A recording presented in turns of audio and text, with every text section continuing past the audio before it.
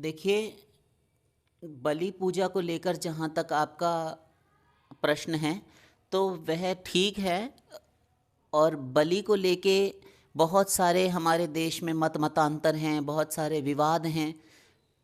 तो उन बातों को तो अलग रखिए, किंतु ये सत्य है कि बलि द्वारा जो पूजा होती है वह भी निराधार नहीं है। हमारे शास्त्रों के अनुसार भी, हमारे धर्म शास्त्रों में बलि के लिए कहा गया है। देखिए, आप थोड़ा ना ध्यानपूर्वक श्रवण कीजिए, बार बार हम डिटेल नहीं करेंगे इसका। तो देखिए, दो प्रकार की पूजाएं होती हैं, एक वैदिकी और एक तांत्रिकी। हम्म वैदिकी पूजा में होता है हमारी श्रुतियों के अनुसार विधि विधान से और विधि निषेधों का पालन करते हुए जो उपासना की जाती है और सात्विकी उपासना की जाती है। तांत्रिकी उपासना में होता है तंत्र मार्ग द्वारा। और जब बात तंत्र की आती है तो तंत्र में मांस, मद्य, मदिरा आदि का व्यवहार होता है, उसमें बलि भी आ जाती है, उसी के अंतर्गत बलि है। तो दोनों प्रकार की पूजा का विधान हमारे धर्मशास्त्रों में पाया जाता है। विरोध नहीं है कि बलि के द्वारा देवता का अथवा देवी का पूजन नहीं किया जाता। जैसे काल भैरव जी हैं, उनको मदिरा का भोग चढ़ता है। और इसी प्रकार देवी हो गई, भगवती काली हैं, दुर्गा हैं, इनकी उपासना बलि के द्वारा होती है, होती आई है, होती रहेगी। किंतु आपके प्रश्न पर यदि आए कि घर में बलि 2 बार चढ़ाई जाती है, किंतु मेरा मन नहीं करता और मुझे बुरा लगता है, भीतर ही भीतर कष्ट होता है उस बलि पशु को काटा जाते हुए देखकर, उसकी हिंसा होते हुए देखकर, तो क्या मुझे भी पाप लगेगा? देखिए, पाप का ऐसा है कि इस कलयुग में तो विशेष रूप से जो कर्ता होता है, कर्म का कर्ता जो होता है, कर्म का फल उसी को मिलता है, शेष को नहीं। मानसिक पुण्य तो होते हैं किंतु मानसिक पाप नहीं होते। ये हमारे उत्तरकांड में कहा गया है, कागभूषणी जी कहते हैं। इस कलयुग में ये छूट है, किंतु करना नहीं चाहिए मन से भी, मन पवित्र रहे तो अच्छा है। तो आपके मन में ये यदि रहता है कि ये नहीं होना चाहिए, तब आप नैसर्गिक स्वाभाविक रूप से उससे अलग हो गए। आप पर कोई दोष नहीं, आप पर कोई दोष नहीं उस बलि पशु की हत्या अथवा उसके वध का। और आपकी श्रद्धा को नमस्कार है कि आप मन ही मन इसका विरोध करते हैं, किंतु आप शारीरिक रूप से, प्रत्यक्ष रूप से विरोध नहीं कर पा रहे, अक्षम हैं, असमर्थ पाते हैं स्वयं को। तो कोई बात नहीं, जो कर रहे हैं वह पूजा भी विरोध नहीं है उसका भी, वह पूजा भी हमारे धर्मशास्त्रों में कही गई है। किंतु अब आपके प्रश्न पर सही सही आए तो ऐसा है, देखिए, ये जो पूजा होती है ना बलि वाली, जो बलि प्रदान करके देवी को प्रसन्न किया जाता है अथवा प्रसन्न करने के प्रयत्न किए जाते हैं, तो वह ठीक है। हमारे शास्त्र के अनुसार सुनते हैं कि क्या होता है। देखिए, रुधिराक्तेन बलिना मांसेन सूर्या नृप बलि मांसादि पूजेयम विप्रवर्ज्या मये ऋता तेषां किल सुरा मांसैर्नोक्ता पूजा नृप क्वचित। ये हमारे मार्कंडेय पुराण में राजा सुरथ और समाधि वैश्य से महर्षि मेधा कहते हैं कि पूजन देवी का होता है अनेकों उपचारों से, अनेकों पद्धतियों से होता है, किंतु जो उसमें मांस और मदिरा, बलि इत्यादि द्वारा जो देवी की पूजा होती है, वह पूजा जो होती है उसमें सबका अधिकार नहीं है, सबका अधिकार नहीं है। तो फिर किसके लिए है? वह जो तामसिक प्रवृत्ति के, जिनमें तामस गुण की प्रधानता रहती है, वे ही लोग करते हैं, जिनमें तामसिक गुण प्रबल है, जो स्वयं अपने नित्य भोजन में, अपने जीवन में मांस मदिरा का व्यवहार करते हैं, उनके लिए ऐसी पूजा कही गई है राजन। सर्वसामान्य के लिए नहीं है कि वे लोग कर रहे हैं इसलिए हम भी अनुकरण करें, हम भी उन्हीं की तरह नकल करें और हम भी बलि चढ़ाएं, ऐसा नहीं होता। बलि मांसादि पूजेयम विप्रवर्ज्या मये ऋता।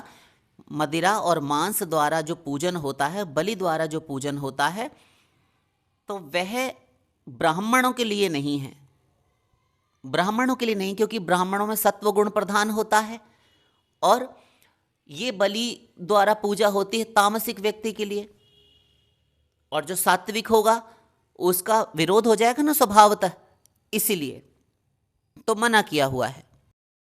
ब्रह्मवैवर्त पुराण में चलते हैं, वहां पर क्या कहा गया है, वहां भी यही बात कही जा रही है कि जो बलि चढ़ाकर, बलि अर्पित करके मध्य मास द्वारा भगवती पराम्बा जगत जननी दुर्गा का स्तवन अथवा पूजन आराधना करते हैं, तो पूजन के लिए तो कहा है, वहां पर भी विरोध नहीं किया, क्योंकि हम पहले क्या है धर्मशास्त्रों में कहा है। किंतु उस पूजा से देवी वैसी संतुष्ट नहीं होती, क्योंकि उनको बुरा लगता है। आप एक बात बताइए, वह सकल सृष्टि की माँ है, जगत धात्री उन्हें कहा जाता है, जगत की धात्री जो है माँ है, तो सारे ही प्राणी उनकी संतान हुए। अब एक प्राणी अपना भला करने के लिए, अपनी मनौतियां, अपनी मंशाएं, अपनी कामनाओं की पूर्ति के लिए एक दूसरे प्राणी की बलि देकर उन देवी को, उन माता को प्रसन्न कर रहा है। तो एक बड़ी संतान जो है, वह छोटी संतान, अपने ही भाई, अपने से छोटे शिशु की हत्या करे माता पिता के सामने, तो माता पिता कैसे सहन कर पाएंगे? वह उससे प्रसन्न तो नहीं हो सकते। ये ठीक है, यद्यपि वह भी पुत्र है। तो कुछ ऐसा ही उदाहरण आप समझ सकते हैं। तो उसके लिए गति वहां पर बताई गई है कि देवी वैसी संतुष्ट होती ही नहीं है, और उल्टा हो जाता है। ऐसों को वे घोर नारकीय गतियों में, दुर्गतियों में पटकती हैं भगवती जगदम्बा, घोर नरकादिक दुर्गतियों में डालती हैं, कुपित हो उठती हैं ऐसी पूजा से, क्योंकि वे वैष्णवी शक्ति हैं। त्वं वैष्णवी शक्तिरनंत वीर्या विश्वस्य बीजं परमासि माया सम्मोहितं देवी समस्तमेतत् त्वं वै प्रसन्ना भुवि मुक्ति हेतु। हे देवी, तुम वैष्णवी शक्ति हो, परम माया हो। ये वैष्णवी शक्ति है। तो ऐसी पूजा से देवी प्रसन्न नहीं होती। जो करते हैं वो किया करें। अब सप्तशती में वापस चलते हैं। देखिए, जब 11वें अध्याय तक देवी ने समस्त असुरों का नाश किया, उसके बाद सारे देवता शरण आ गए और भगवती जगदम्बा का स्तवन करने लगे। उन्होंने स्तुति की। जब स्तुति की तो देवी ने उन्हें वरदान दिया। तो 12 अध्याय, 12वें अध्याय में देवी ने वरदान दिया है। तो वहां पर देवी ने स्वयं कहा है, यत्रैतत् पठ्यते सम्यक् नित्यमायतने मम सदा न तद्विमोक्ष्यामि सान्निध्यं तत्र मे स्थितम्। बलि प्रदाने पूजायाम् अग्निकार्ये महोत्सवे सर्वं ममैतच्चरितं मुच्चार्यं श्राव्यमेव च जानता अजानता वापि बलिपूजां तथा कृतां प्रतीच्छिष्याम्यहं प्रीत्या वह्निहोमं तथा कृतं। शरत्काले महापूजा क्रियते याजवार्षिकी तस्यां ममैतन् माहात्म्यं श्रुत्वा भक्ति समन्वितः। ये है 12वें अध्याय का 9वां, 10वां, 11वां, 12वां श्लोक। ये क्या कह रहा है? ये कह रहा है कि देवी बोली देवताओं से कि हे देवताओं, जहाँ पर मेरे इन चरित्रों का पाठ होता है, सप्तशती इत्यादि का, उस स्थान का मैं कभी भी त्याग ही नहीं करती। इतनी प्रसन्न होती हूँ, वहाँ मेरा सान्निध्यम तत्र में स्थितम, वहाँ नित्य मेरा सान्निध्य बना रहता है। ध्यान दीजिए, बलि चढ़ाने से, बलि प्रदाने पूजायाम अग्निकार्य महोत्सवे, बड़े बड़े मेरे उत्सव जुलूस इत्यादि मनाने से, बलि प्रदान करने से, बड़ी बड़ी भारी पूजाएं करने से और अग्नि कार्य यज्ञ हवन इत्यादि करने से जो फल मिलता है, सर्वम ममैतच्चरितम मुच्चार्यम श्राव्यमेव च, वो सब फल तो केवल मेरा चरित्र में ही, मेरे इन महात्म्यों को सुनने मात्र और पढ़ने मात्र से मिल जाता है। देखिए, देवी स्वयं बता रही हैं, स्वयं कह रही हैं कि मैं इतने से प्रसन्न हो जाती हूँ, इस सब आडंबर की तो मैं आवश्यकता नहीं है। जानता अजानता वापि बलि पूजाम तथा कृताम, जाने हो अनजाने हो बलि के द्वारा पूजा जो मेरी की जाती है, प्रतीच्छिष्याम्य हम प्रीत्या वन्य होमम तथा कृतम, अग्निहोम जो हम अग्निष्टोम इत्यादि करते हैं, जो भी यज्ञ करते हैं, वे सब शरत काले महापूजा क्रियते याचा वार्षिकी, जो शरत काल में हमारे शारदीय नवरात्र आते हैं, ये दुर्गा पूजा जो पड़ती है आश्विन मास में, तो उसमें ये जो महावार्षिकी पूजा होती है, तस्याम ममैतन महात्म्यम श्रुत्वा भक्ति समन्विता, बस केवल भक्ति पूर्वक, प्रेम पूर्वक मेरे इस चरित्र का श्रवण, जो मैंने चरित्र किए हैं, महिषासुर वध, शुंभ निशुंभ वध और मधुकैटभ वध, ये तीनों चरित्र, प्रथम मध्यम और उत्तम चरित्र, इन तीनों के श्रवण मात्र अथवा पठन मात्र से सारा का सारा फल मैं दे देती हूँ। कुछ भी करने की अलग से आवश्यकता नहीं। देवी अभी शांत नहीं हुई, पूरा अध्याय में वे बोली हैं, किंतु 12वें के बाद 20वें श्लोक से फिर प्रारंभ करते हैं। देवी फिर बोली, सर्वं ममैतन् माहात्म्यं मम सन्निधिकारकं पशुपुष्पार्घ्य धूपैश्च गन्धदीपैस्तथोत्तमैः विप्राणां भोजनैर्होमैः प्रोक्षणीयैर्हर्निशम् अन्यैश्च विविधैर्भोगैः प्रदानैर्वत्सरेण या प्रीतिर्मे क्रियते सास्मिन् सकृत् सुचरिते श्रुते श्रुतं हरति पापानि तथा आरोग्यम प्रयच्छति। 12वें अध्याय का 20वां, 21वां, 22वां श्लोक एक साथ। अर्थात जितना सब कुछ फल मेरी बड़ी बड़ी पूजाएं, हवन, यज्ञ, बलि इत्यादि प्रदान करने से मिलता है, वह केवल मेरा स्तवन करने से, इन चरित्रों के द्वारा श्रवण करना और इनका पाठ करने मात्र से मैं प्रसन्न हो जाती हूँ, मैं दे देती हूँ। ब्राह्मणों को भोजन कराने से, होम हवन यज्ञ करने से, बलियां प्रदान करने से जो होता है, बार बार देवी उच्चारण कर रही हैं, पुनरावृत्ति कर रही हैं। अन्यैश्च विविधैर्भोगैः, है और जो बड़े बड़े भोग समर्पित करके मुझे, और प्रदानैर्वत्सरेण, या एक वर्ष में जो पूजा होती है उसमें बड़ी भारी जो पूजाएं होती हैं, वे सब करने से जो फल मिलता है। सकृत सुचरिते श्रुते, मेरा केवल महात्म्य, मेरा चरित्र श्रवण करने मात्र से मैं दे देती हूँ। श्रुतम हरति पापानि, केवल मेरा चरित्र श्रवण करने मात्र से मैं उसके सारे पाप नाश कर देती हूँ। तथा आरोग्यम प्रयच्छति, और उसे आरोग्य दीर्घायु प्रदान करती हूँ। देखिए, तो आशा करते हैं आप समझ गए होंगे। और अब एक अलग से उत्तर यदि हम कहें, यदि बलि देनी ही है, यदि बलि देनी ही है तो अपनी दीजिए, अपनी दीजिए। अपनी संतान की बलि कोई दे सकता है? नहीं दे सकता।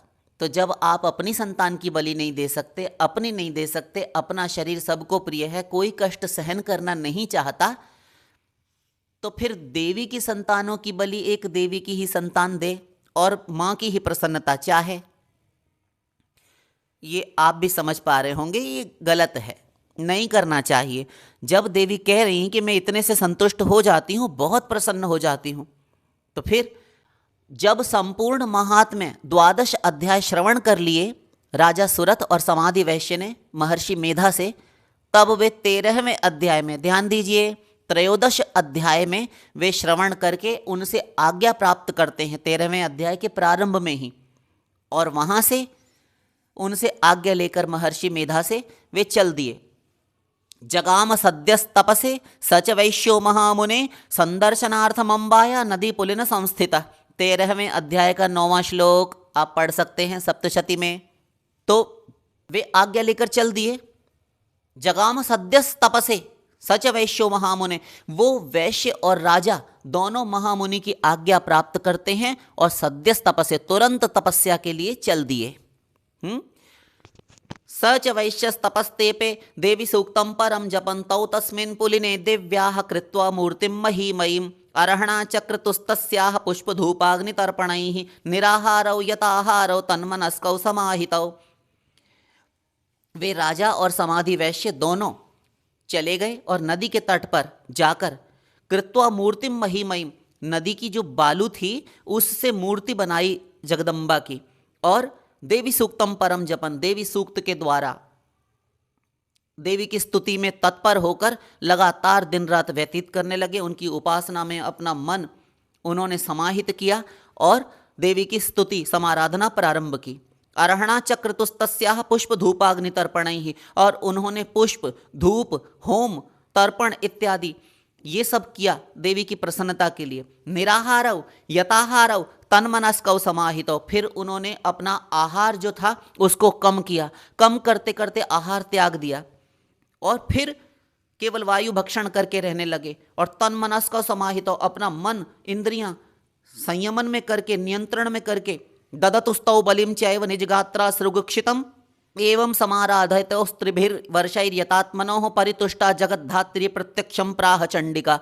बस इस प्रकार उन्होंने 3 वर्ष तक लगातार अपने शरीर के रक्त को निकाल निकाल कर प्रोक्षित बलि प्रदान की और 3 वर्षों तक इसी प्रकार से देवी की समाराधना की। तो जब देवी प्रसन्न हुई तो प्रसन्न होकर परितुष्टा जगद्धात्री प्रत्यक्षम प्राह चंडिका, प्रत्यक्ष भगवती जगदम्बा प्रकट हुई और उन्हें दर्शन दिया। ये है 13वें अध्याय का 9वां, 10वां, 11वां, 12वां और 13वां श्लोक। लगातार आप एक साथ देख सकते हैं। तो इस प्रकार देवी प्रसन्न हुई, तो उन्होंने अपने रक्त से प्रोक्षित बलि दी है। तो बलि ही देनी है तो इनकी दीजिए, और यदि ये भी नहीं दे सकते तो फिर अपनी पाशविक वृत्तियां जो हैं, पाशविक दुर्गुण हैं, काम है, क्रोध है, लोभ है, मोह, अहंकार, मद मात्सर्य, ईर्ष्या, राग, द्वेष, पाखंड, ये सारे जो हमारे पाशविक वृत्तियां हैं, पाशविक दुर्गुण हैं, दोष हैं, इनका त्याग करना चाहिए। हम ये तो छोड़ नहीं पाते, एक निर्दोष जीव को पकड़ कर लाते हैं। इन बकरों का, इन मुर्गों का, इन महिषों का, इन भैंसों का क्या दोष है जो हम इनको निरर्थक केवल अपने स्वार्थ पूर्ति के लिए इनका वध कर देते हैं, इनकी हिंसा करते हैं। कोई देवी देवता प्रसन्न नहीं होते इससे, ये अपने ही भ्रमित बुद्धि के प्रलाप हैं कि इससे हम देवी देवता को संतुष्ट करेंगे, प्रसन्न करेंगे। वे प्रसन्न नहीं होंगे, अपितु घोर दुर्गति में तुम्हें गिरना पड़ेगा अनंत काल के लिए। तो ऐसे दोषों को त्यागना चाहिए, इन दोषों की बलि देनी चाहिए। इन बेजुबान मूक निर्दोष प्राणियों की बलि देना पाप है, घोर अपराध है और निंदनीय है, नहीं देनी चाहिए। आशा करते हैं आप समझ गए होंगे। लाडली लाल की